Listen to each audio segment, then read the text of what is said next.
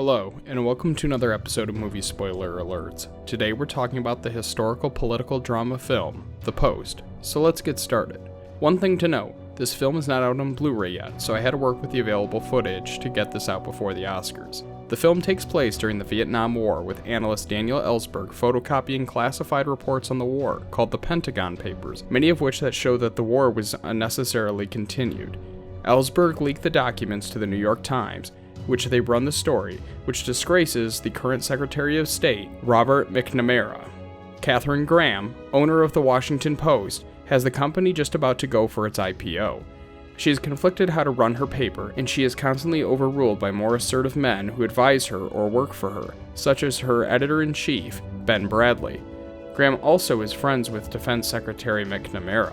A court injunction halts any further publication from the New York Times on the Pentagon Papers. Ben Badigan is able to get the papers from Ellsberg for the Post, and the Post goes to work on finding headline stories. The lawyers and board members of the Post urge Graham not to allow the headlines on the Pentagon Papers to run, especially because Graham might be arrested for contempt of court. These charges would also cause the company's IPO to fall through. Bradlee, however, wants the story published. After some debate, Graham decides to run the story.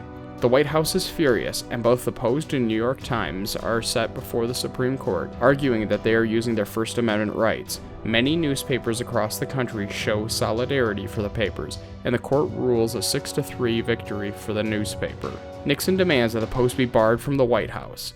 As the film concludes, we see a security guard a year later discovering a break-in at the Watergate complex. So that was the spoilers for The Post. If you have another film you'd like to see me spoil, please let me know in the comments below.